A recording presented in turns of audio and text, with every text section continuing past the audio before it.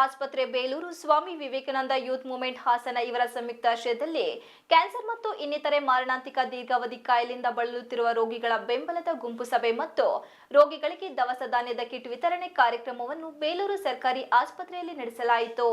ಈ ಸಂದರ್ಭದಲ್ಲಿ ಪುರಸಭಾ ಅಧ್ಯಕ್ಷ ಎಆರ್ ಅಶೋಕ್ ರೋಗಿಗಳಿಗೆ ದವಸ ಧಾನ್ಯದ ಕಿಟ್ ವಿತರಿಸಿ ಆತ್ಮವಿಶ್ವಾಸ ಮೂಡಿಸಿದರು. ಬಳಿಕ ಮಾತನಾಡಿದ ಪುರಸಭಾ ಅಧ್ಯಕ್ಷ ಎಆರ್ ಅಶೋಕ್, ಇತ್ತೀಚಿನ ದಿನದಲ್ಲಿ ಕ್ಯಾನ್ಸರ್ ಎಂಬ ಮಾರಕ ಕಾಯಿಲೆ ಬಹುತೇಕರಲ್ಲಿ ಉಂಟಾಗುವ ಮೂಲಕ ಜನರ ಆತಂಕಕ್ಕೆ ಕಾರಣವಾಗಿದೆ. ಆಧುನಿಕತೆ ಹೆಚ್ಚಿದಂತೆ ಮನುಷ್ಯನು ತನ್ನ ಜೀವನ ಶೈಲಿಯನ್ನು ಬೇಕಾಬಿಟ್ಟಿ ಬದಲಾವಣೆಯಿಂದ ಹೊಸ ಕಾಯಿಲೆಗಳಿಗೆ ತುತ್ತಾಗುವ ಮೂಲಕ ಅಮೂಲ್ಯ ಬದುಕನ್ನು ನಾಶ ಮಾಡಿಕೊಳ್ಳುತ್ತಿದ್ದಾನೆ.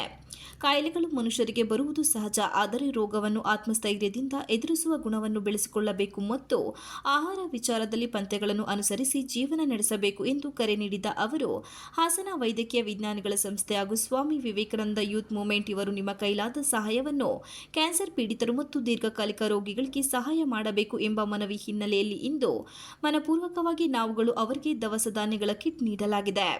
ಸರ್ಕಾರ ಹಾಗೂ ಸಂಬಂಧಪಟ್ಟವರು ಶೀಘ್ರವೇ ಕ್ಯಾನ್ಸರ್ ಕಾಯಿಲೆ ನಿವಾರಣೆಗೆ ಔಷಧಿ ಆವಿಷ್ಕಾರಕ್ಕೆ ಮುಂದಾಗಬೇಕಿದೆ ಎಂದು ತಿಳಿಸಿದರು.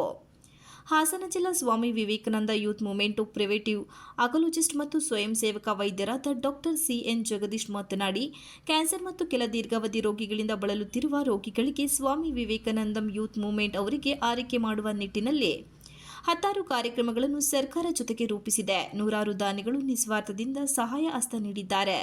ಬೇಲೂರು ಪುರಸಭಾ ಅಧ್ಯಕ್ಷರ ಸಹಕಾರ ನಿಜಕ್ಕೂ ಅನನ್ಯ. ಕ್ಯಾನ್ಸರ್ ಪೀಡಿತರು ನಮ್ಮ ಕತೆ ಮುಗಿಯಿತು ಎಂದವರು ಆತ್ಮಸ್ಥೈರ್ಯದ ನುಡಿಯಿಂದ ಹೆಚ್ಚು ಕಾಲ ಬದುಕಿದ ನಿದರ್ಶನಗಳಿಗೆ ನಾವೇ ಕೂಡ ಖುದ್ದು ಮನೆಗೆ ತೆರಳಿ ಚಿಕಿತ್ಸೆ ನೀಡಿದ ಬಗ್ಗೆ ತಿಳಿಸಿದರು. ಹಣ ಪಡೆದು ಕೊಡೋದಾಗ್ಲಿ ಮಾಡಬಾರದು.